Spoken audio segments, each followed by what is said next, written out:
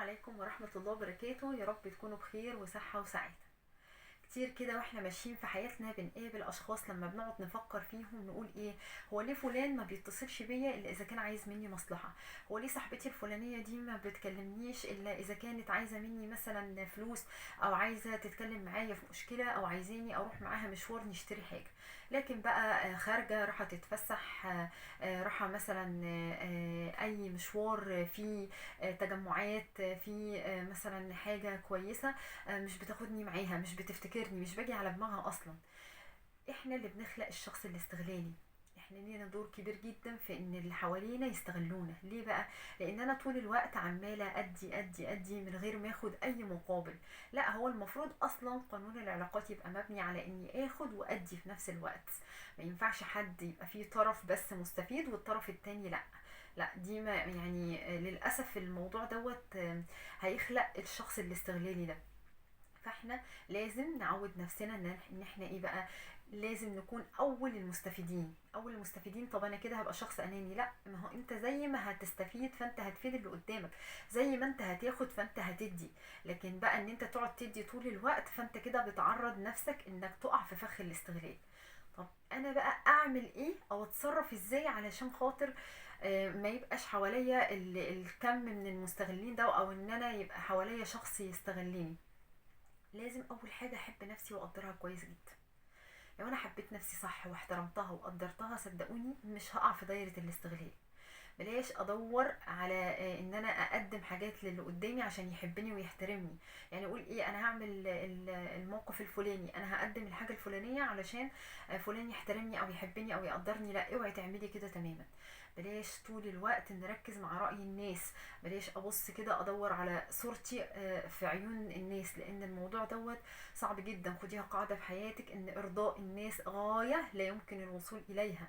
وكلنا اكيد فاكرين قصة جحا اللي هو كان ماشي بحماره، مرة مشي جنبه، مرة شاله، مرة قعد فوقيه، ولا مرة من المرات الناس عجبها الوضع. كل مرة كان بيبقى فيه معترضين، كل مرة كان بيبقى فيه انتقادات.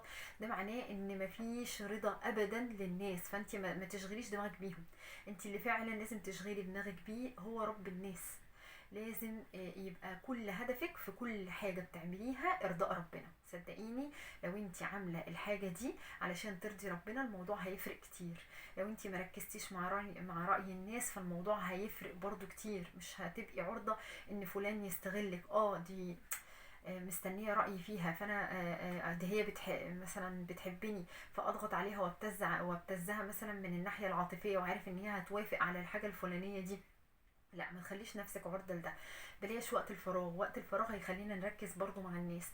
خلي دايما يبقى عندنا اهداف نحاول نحققها. طول ما عندنا اهداف بنسعى وراها وبنحاول نحققها فصدقوني مش هيبقى عندنا وقت فراغ.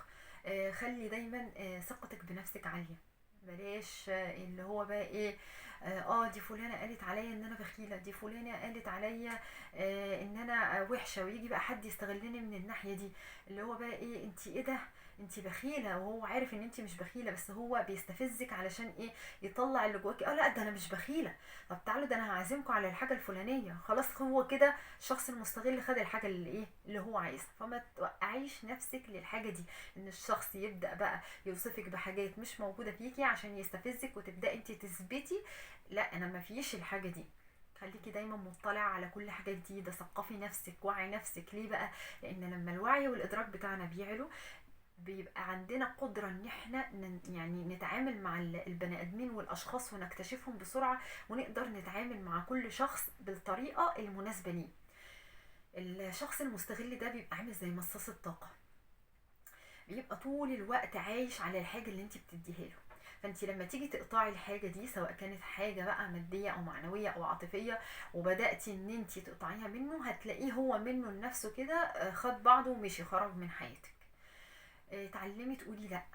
لا دي مهمة جدا. ليه بقى لا دي مهمة جدا؟ علشان في بعض الاحيان من كتر ما احنا بنتكسف ولا انا مش هعرف اقول لا، فتضطري ان انت توافقي، وفلان يطلب منك الحاجة حاضر وتنفذيها، وفلان يقولك عايز الحاجة الفلانية ماشي وتجيبيها، والموضوع كده بقى ايه، بقى فيه برضو تنازلات. لا، بلاش الموضوع ده. اتعلمي تقولي لا. طب انا مش عارفه اقول لا، انا خلاص انا طول الوقت متعوده ان انا اقول طيب او اوافق على الحاجه اللي قدامي. ابدأي بالحاجات البسيطه، يعني حد مثلا انتي ضيفه عند حد وحد عزم عليكي بمشروب، انتي ممكن تقولي لا. عزم عليكي باكل او مشروب واكل، اشربي المشروب وبلاش الاكل. قولي لا انا مش عايزه، وصممي على موقفك واحده واحده. كلمه لا دي مع الناس هتبص تلاقيها ايه، بدأت ان انتي لا عادي انا ممكن اقول لا، طالما الموضوع مضايقني يبقى لا انا مش هعمله. الحاجة اللي لما تعمليها ما تحسيش انك مبسوطة، تحسي ان انتي متضايقه ومخنوقه وانتي بتقدمي الحاجه دي، اعرفي على طول ان الحاجه دي مش اثار.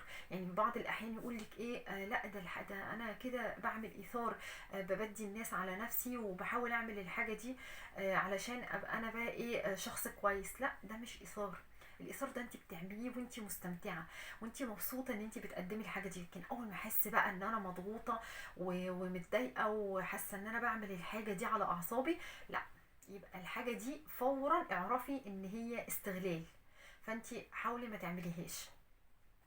قدري نفسك كويس قوي. يعني ربنا ميزنا، ربنا علم من شأننا ومن قيمتنا، سخر لنا الكون كله، فلازم تعرفي ان انتي مهمة جدا. بلاش بقى المصيبة الكبيرة اللي بنقع فيها طول الوقت دي وبرضو بتوقعنا في فخ الاستغلال، ان احنا نقعد المجاملات مجاملات مجاملات اللي طول الوقت. تمام، حلو قوي ان احنا نجبر بخاطر بعض، بس نجبر بخاطر بعض في حدود المعقول. لكن تخيلي بقى شخص قدامك انت طول الوقت عماله تنفخي فيه تنفخي فيه، هيبقى عامل زي البالونه. انت وانت بتنفخي البالونه لما هتفرقع في وش مين؟ هتفرقع في وشك انت اول حد، يعني اول شخص هتفرقع في وشه هو انت. ف يعني اتعودي كده مع الوقت تغيري كل الحاجات دي، ان انت تقولي لا، ان انت تحبي نفسك وتقدريها، ان انت تعملي كل الحاجات اللي قلنا عليها في البدايه. لما تحاولي تتغيري هتلاقي ان حتى اقرب الناس ليكي بيهاجموكي. يعني ايه ده، لا انت ما كنتيش كده، انت كنتي كويسه وعلى طول بتقولي حاضر، انت كنتي بتسمعي الكلام. وهيجولك بقى من ايه، من دايره تانية، خصوصا لو الاشخاص قريبين قوي. لا لا، ده كده غلط، ده كده مش عارف ايه، انت بقيتي بخيله وبقيتي وحشه وما بقيتيش بتسمعي الكلام، وممكن يتقال فيكي صفات مش فيكي اصلا. عادي، كل ده طبيعي. هتسمعي انتقادات وهتسمعي كلام سلبي وهتشبعي يعني في الاول. لازم تقدري تقاومي كل الحاجات دي، بس مع الوقت هيبداوا يتعودوا وهتلاقي الشخص الاستغلالي ده اصلا اختفى من حياتك، ما بقاش موجود. فمهم جدا ان احنا نعمل كده، علشان الاستغلال ده حاجه وحشه جدا. يعني عايزه اقول لكم بتمص فعلا الطاقه اللي جوانا، بتخلينا في الاخر بنبقى هننفجر. تضحيه زياده عن اللزوم، ماشي، دي بتخلينا فعلا برضو ننفجر. يعني التضحيه زياده عن اللزوم ديت اللي هو انا افضل برضو ادي دي، انا شايفاها استغلال. طب انت هتقعدي تقولي انا طول الوقت ده انا بضحي علشان خاطر مثلا نيجي للام، انا بضحي طول الوقت عشان ولادي، مش مهم انا اكل، مش مهم انا البس، مش مهم انا اعمل. لا، الموازنه مطلوبه. ليه بقى؟ انت هتيجي بقى مثلا مع الوقت هتنفجري. انا عملت عشانكو كذا وانا عملت عشانكو كذا وانتوا مش مقدرين وانتوا محدش فيكم حاسس بيا وانتوا هتلاقي نفسك بتنهاري وعماله تقولي قصيده قد كده. وممكن يعني مع الوقت من كتر ما هم اتعودوا ان هم ياخدوا وما يدوش، ده هيبقى صعب جدا. خصوصا لما تكبري هتلاقي محدش واقف جنبك، ممكن يسيبوكي، وده اللي بيحصل في حالات كتير جدا من اللي بنلاقيها في دار المسنين. فأهم حاجة ان احنا نمشي على القانون الاساسي. يعني الحاجة الاساسية اللي هو انا زي ما هفيد لازم استفيد، زي ما هاخد لازم ادي، وزي ما هدي لازم هاخد. يعني كل حاجه في الدنيا ليها مقابل، مفيش حاجه مجانا، مفيش حاجه مجانا. يا رب اكون فدتكم، وربنا ما يوقعنا في اشخاص استغلاليين، ولا يخلينا يعني هقول ايه، ما يخلينا السبب في ان احنا نخلي في اشخاص فعلا من النوع ده في حياتنا.